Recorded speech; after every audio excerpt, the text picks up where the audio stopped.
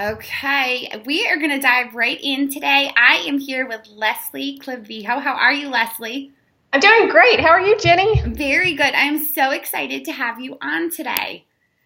We are going to get right into it, though. Lelsy, can you tell me a little bit about your business and any of your previous experience?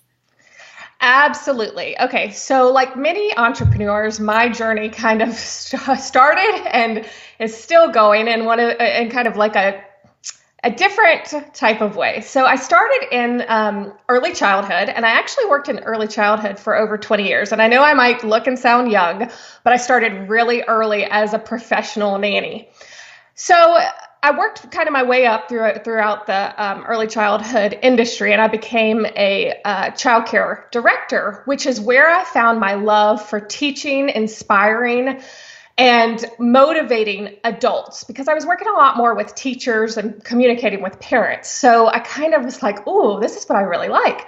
Well, I also found that I had a really good skill at being able to go into businesses and classrooms and analyze and evaluate where problems were arising and how we could fix them. And I think that's kind of where a lot of my entrepreneurship comes from, is my ability to analyze situations, whether it be a website or a marketing plan or whatnot. So after departing from my job as a child care director, I began to stay at home with my kids. And as many stay-at-home moms do, we find ourselves yearning for that connection with other moms, or just honestly anybody over the age of 5. Yes. Because most kids after 5, they're in school. So anybody that can, speak in coherent sentences. So I started a blog. And right off the gate, it went viral. I had many posts go viral. It sent me down this other road of product creation, where I launched a product that was actually featured on the Today Show. So, I mean, my whole point going through this background story for me is just being an entrepreneur can take you down so many roads, and you never know where they might lead. So now, through all my experience I gained working in early childhood management and being a blogger for over 6 years, and working one-on-one with multiple companies as a webmaster, as doing their marketing plans, as building websites, I found that one thing that people lack so much is a solid foundation, a plan, whether it be an email marketing strategy, a plan for what they want their users to do when they enter their website. Just overall, that lack of plan is where I see a lot of businesses go astray. So what I've decided now was to develop my own website called LelslyClavijo.com, where people can come and learn the foundations first, and then the tech and marketing skills next. Because you can teach strategy and you can teach the technology all day long, but until they're laying those foundations first, it's all for nothing.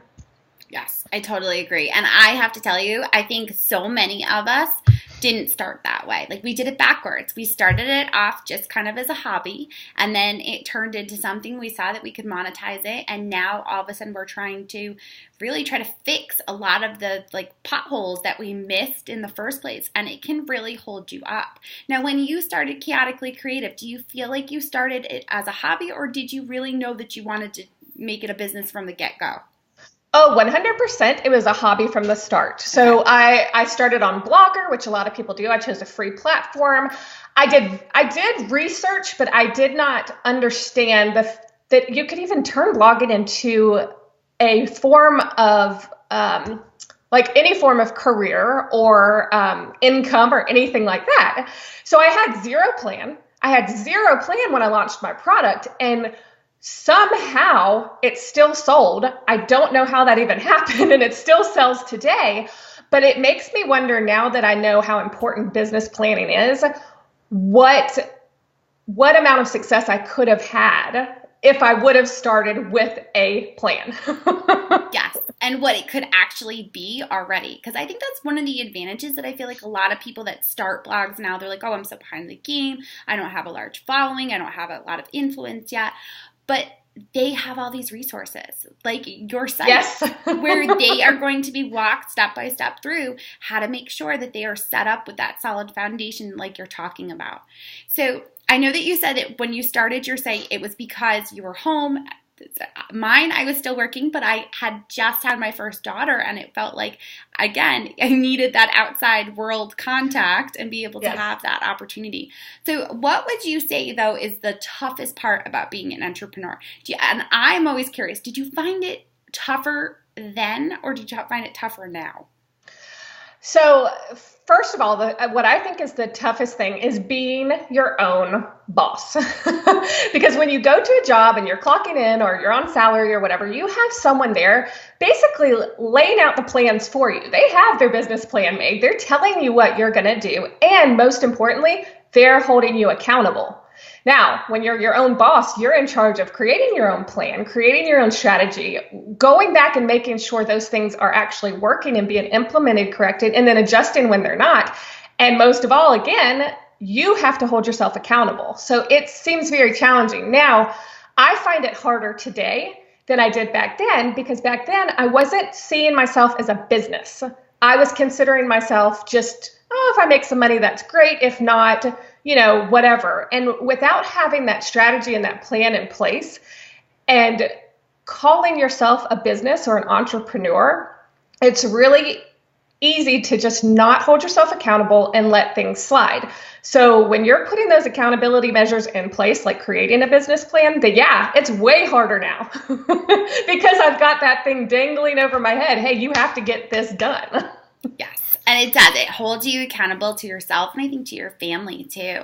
I think for me, I find that I'm like a ping pong ball, that I jump from idea to idea, and I have all these great ideas, and I don't know which one to put my effort, I think, sometimes into first. But having that plan, like you're talking about, just makes it so much clearer. And I think once I realized that, it made a huge difference. So I'd love for you to talk to me about the importance of the business plan, and then we'll go into greater depth about exactly what it should look like.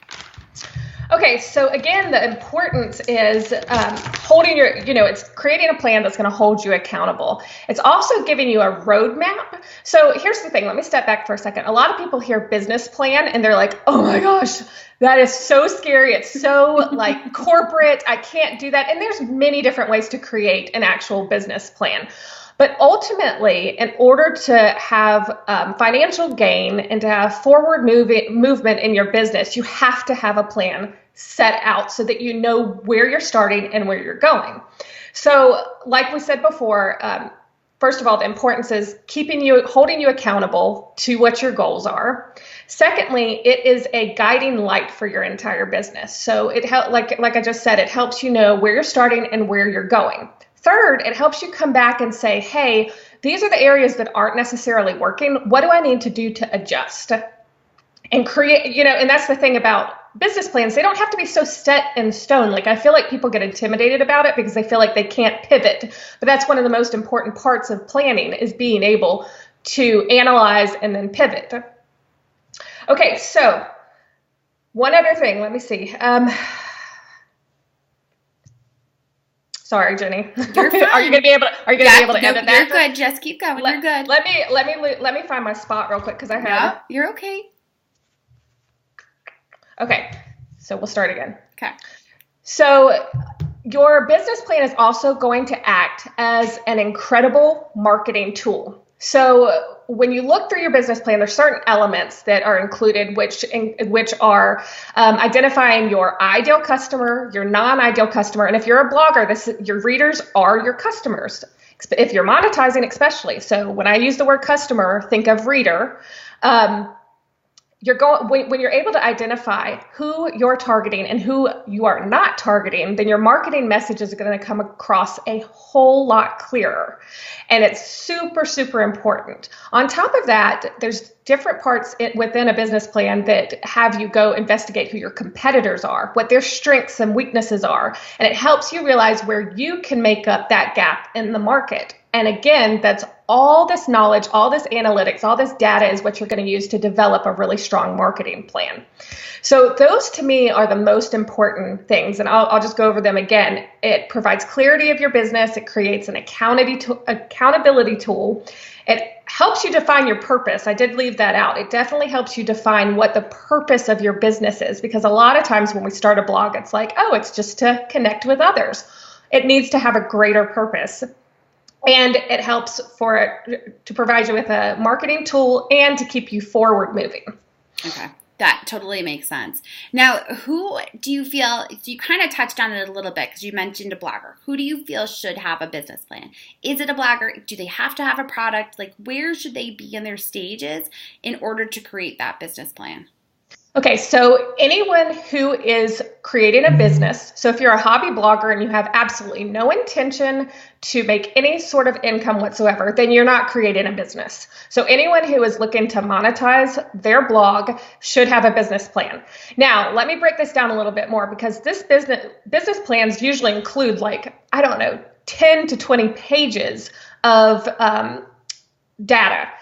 And when you first start out, you're probably not going to have anything to base this information off of, but you will always be able to figure out who your target market is and what your values are, as well as what your site or what your blog is going to be about. So just start with those key components.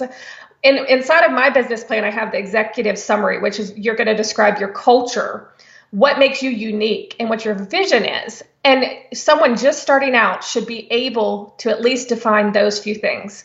And in my business description section is where you're going to define your ideal client, your customers' needs, and your customer retention. Because here's the thing, no matter if you just start out blogging, you need a plan to be able to retain your readers. And you and I both know that the number one way to retain readers is to get them on your email list.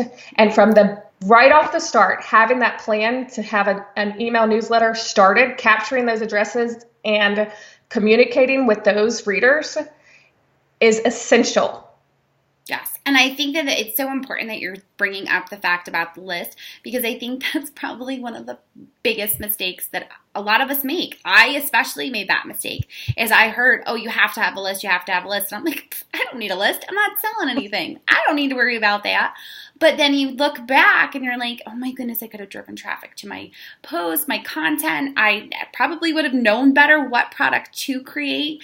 And when you're talking about, in the beginning, you talked about being able to talk about your audience and what they'll look like, or it wasn't even you said audience, you said customer. It's still, I think we can make that assumption that customer is your audience. Like right now, if you just have that blog that you're starting out and you're not really sure what way you're going to go with it, you're thinking about your audience and like who that will consist of. Like what's your avatar? What kind of things are they interested in? Who are you always writing your content for? So I think that is so important that you're really laying that down, because it is your foundation. Your list is going to be what can make or break you in the end, because if social media goes away, we all know the algorithm changes can make a huge impact on our businesses. So absolutely. And going back to the avatar for just a moment, that was another essential part of my overall plan when I first started out that I didn't understand. So I thought I could write to everybody and create this awesome audience of anybody and everybody. And then in the end, I ended up falling short because I was talking to nobody. Right. Does that make sense? Yes. And so I didn't realize how important it was to have a vision of who I was speaking to, and speaking to my customer as I was just speaking to one person and not this, generic mass of people. Because ultimately, the companies that you connect with, the bloggers you connect with the most, are the ones that are like tugging on your heartstrings and you feel like they're talking right to you. And that's because they have their avatar or their reader, their ideal reader. They have them so pinned down that they know exactly what is going to get into their mind and really resonate with them. So that's an essential piece that any beginner blogger or someone that has been doing this for 10 plus years can do. I love that. And I think that took me a while. And I've talked about that actually in previous podcast episodes about my avatar. I've talked about how specific that I get. Mine is in her mid to late 30s. She lives in New Jersey, commutes into the city into New York, has one daughter, and wishes that she could spend more time with her. But because of having the work that she does, which she does love, she just wants to be able to do everything quick and easy with her and be able to make fun memories and be able to cook with her. And honestly, that is who I write for. And people are like, oh my God, do you even have a name? I'm like, her name is Louisa. Yeah. Oh, I do too. And mine's name is Cindy. And actually, here's the thing about Cindy. Cindy is a real life person. She is someone that I consult with. Yeah. And so, you know what? You don't have to just make up this fictional character. It can be someone that is actually your ideal customer or reader or whomever. But the most important thing is, this is the person that everything you're marketing and everything you're writing for is going to resonate with. And it's so much easier when for me, that I'm just talking to Cindy. It makes all the difference. Like, that was the changing component. That was the one thing that really changed everything for me as part of business planning and understanding how to connect deeper with my customers. I totally agree. Even I use that. I mean, anytime I write a post, that is who I'm writing it for. So if I'm working on something for a brand where it's a sponsored post, I'm writing it for her. And if she thinks that I'm full of crap, I start over. Yeah, exactly. And here's the great thing too, or one thing that people might not realize, especially bloggers, is that you just talked about writing sponsored content. Well, if you're writing sponsored content, these readers are your customers. Yes. So you have to treat them that way. And therefore, the definition and defining your avatar becomes even more important, because ultimately you're selling product for another company, but that's still your customer. Right. All right. So we've talked about having an avatar as being an element of the business plan. And obviously, I know people can get overwhelmed. Even I, at the same time, will kind of used to struggle and go, I don't want to write a business plan. That just sounds like way too much to take on. So in simple terms, like we're talking about, you need to have an avatar. You need to be able to talk about your audience. What are some of the other really basic elements that you need to have for a business plan? If you're probably like a year in, maybe you don't have a product yet, you're just trying to get to that point, but not quite there yet. So the very first tool, and this sounds so simple, again, is defining certain elements, like the tone of your business, the words you're going to use to communicate to people. And, I have a list that once you sign up for my business plan, you're going to get a list of 250 adjectives that you can pick through and figure out what fits best with your business. And again, they're going to align with who your avatar is. So for me, my avatar is mid-30s to 50s. And they're not going to use slang words at all, like on fleek, or I don't even know half the words my kids use now. And that's probably not even cool anymore, because I just pulled that out of my head. But you know what I mean? I really tend not to use any slang words whatsoever. Tech terms confuse people in my generation and older enough. So we're gonna speak very basic lingo. And I try to just tend to find the words that resonate with my generation and kind of like my mom's generation. Again, that's my target avatar. So creating that culture, the words that surround your culture, you can do that when you're a year in. Making sure that you have something to pull from when you're ready to start marketing is really important. Now, there's a lot of things, like there's sections on developing your product. And if you're not there yet, if you don't actually have the product, use it just to jot down ideas of what you think your product could be. Okay. Or if I'm a blogger and I do want to make money, write those elements down, or those revenue streams that maybe you're not making money with now, but those are what you're trying to make money with in the future, like sponsored posts and affiliates and ads. So that when you are to that point, you can look back at your business plan and say, okay, these are the ways I want to make money. Which one can I start with first? Yes. Okay, I love those. Now, do you feel, for those who are, because I have listeners that can be relatively starting off, and then I also have listeners that are probably 3 years in, and they're thinking to themselves, oh boy, do I need to do this? So do you feel like it's ever too late to create a business plan? Absolutely not. So the reason why this business plan that I created exists is because I did not have a business plan for over 5 years.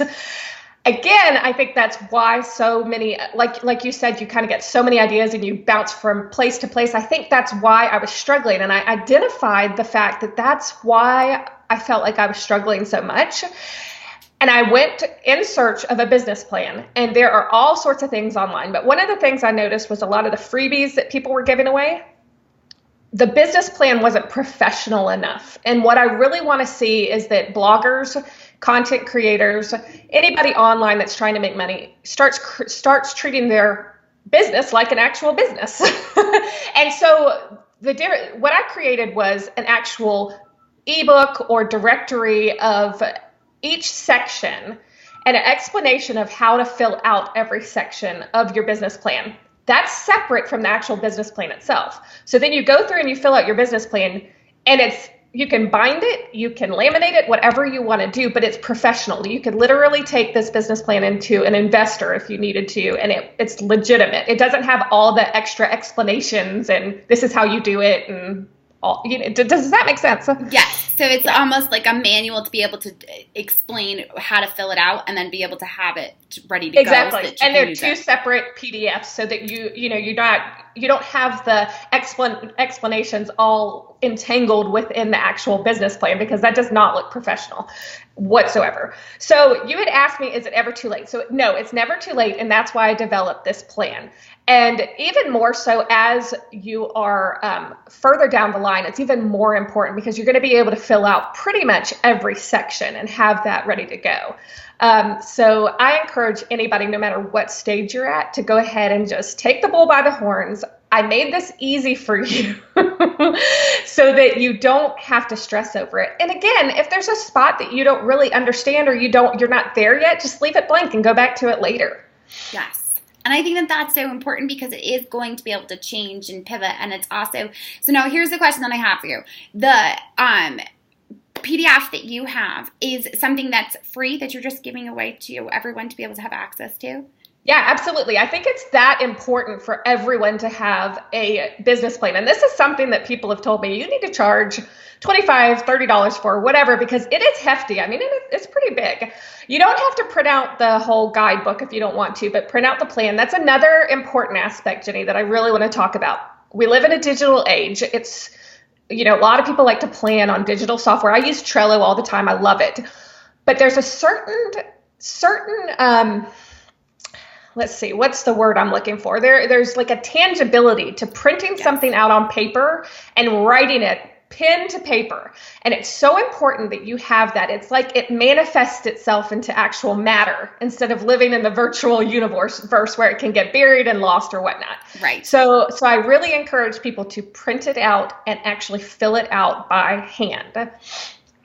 And the great thing, too, is that since you're giving a way that they would be able to download it, if it comes to the point where they do feel like they need to pivot, they have that saved already. They can just print out another and make their adjustments right there and be able to see it. To have that, I think that also shows you the growth that you make in your business, which I think a lot of times we feel like we're not getting enough done because there's so much for us to do, so that if we can actually see a plan shift and pivot along our path over a year's time, however long it is, to see that growth can be so huge. So I'm so excited about this, Leslie. I did think that it was a product that you had coming out. I didn't even know that it was totally available and it's free to my audience. So what I'm going to actually do is I'm going to link to it right in the show notes so that you guys can all go and make sure that you download that. Get this business plan set up for yourself so that you can move forward and not feel like, what direction should I be going? Because I always get that. Everyone talks about overwhelm. Let's be honest. Absolutely. And also, just touching on overwhelm, I just want to drive this point home because this goes for everything, including the business plan. Don't try to just sit down and do everything at once. Break things off into manageable chunks. We are all... This is not a race. This is a marathon for everybody, no matter if you've been doing this for 5 years, 6 years, or just 6 months.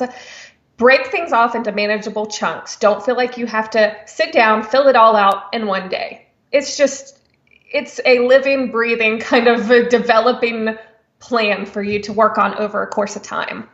Yes. And being able to do those tiny little chunks is even more important because you can see those tasks that are leading towards a bigger project. And I think once I figured that out along my journey, it has made a huge difference because you can see yourself actually accomplishing something. Whereas if you say, I'm going to sit down and finish this business plan in a day, and it doesn't get done, and then it doesn't get done the next day or the next day, you feel like you haven't accomplished anything all day. Where in reality, if you had just said, I'm going to fill out the first 2 sections of my business plan, get that done in a day, you'll be able to consistently move along your path. I love that. Absolutely. Perfect. So now, one of the questions that I always ask anyone that comes on, are there projections in the industry for the rest of 2017? What do you see as like up and coming, or just continuing to kind of push its way through? What do you think? 100% without a shadow of a doubt is video. We already see the technology improving, live streaming getting better. I mean, gosh, Ecamm and Be Live have come out. I used Ecamm last week on one of my Facebook Lives, which I was able to throw up text, not literally throw up, sorry. No, I know what you mean. You're good. I was able to put up a text and overlays and have my logo. I mean, that to me is just such an incredible piece of technology, so that when your live videos are circulating, they can already see your branding and get familiar with that, just on top of seeing your face and hearing your message. So video, absolutely. I mean, what I tend to do when I'm looking at trends and what's up and coming in is I look at my 14-year-old and my 7-year-old, and I see what they are obsessed with. And YouTube is like insane. So, part of my strategy is making sure that I create blog posts, but I also create like a video element, because I really believe in creating content that a variety of content, because for different learners, you were, my background's in early childhood. I believe in teaching to different styles. Not everybody learns through reading. A lot of people are audio or visual. We're talking on a podcast right now, yes. And that's a different type of medium. So I definitely encourage people to explore video. I think that's just going to keep getting more and more and more and more mainstream and popular, and the technology is just pushing it, over the edge. The second prediction that I have, or the second projection, sorry. No, you're fine. I'm not a psychic. The second projection I have is bloggers, content creators, anybody creating a business online. I see them starting to identify themselves as business owners instead of just bloggers. And my husband, I was going over kind of the points we're talking about today with my husband, and he's in business. And he said, it's so funny, my marketing class that I'm taking right now, they used bloggers as one of the biggest up and coming businesses. And he said, never before have I seen in any of my classes at my university or in the communications in my business, do they ever mention bloggers? And so it's showing us that bloggers are becoming a legitimate business and not just seen as these hobbyists out there, just having fun and journaling or whatnot. So that is what I see coming, video, and then bloggers owning that business side and calling themselves entrepreneurs, business owners, and not just bloggers. Yes. And I love that projection, because that is largely what I try to talk about on the podcast, is that I try to push the women and even some of the men that are listening to look at themselves as business owners and not just call themselves bloggers. I always try to refer to them as influencers and business owners. So I absolutely love that, Lelsy. Now, where are the best places to find you? Okay, so I have a Facebook group called Online Business Buds, and we talk about planning, we talk about the tech tools and marketing strategies and things. And again, this is a business group, so it does not just include people that are bloggers. I have individuals in there that own brick and mortar stores. I have coaches. I have people that sell like the LuLaRoe, all sorts of people that own a business. But the key element is that you are trying to bring your business online in some sort of fashion, be it through social media or through a website. Okay. Love that. And I am huge on the Facebook communities. So I will make sure to have that in the show notes for everyone so that you guys can get in there and be able to ask all those questions. Those communities can be absolutely amazing for finding not only the opportunity to ask a good question and get it answered, but also the chance to network. And I love that you have all those different business owners. It's absolutely fabulous. Lelsy, thank you so much for taking the time to speak with my audience. You guys make sure that you go and download the business plan that Lelsy is offering you. And I will talk to y'all soon. Thanks so much, Lelsy. Awesome. Thank you so much, Jenny. It was great to be here today.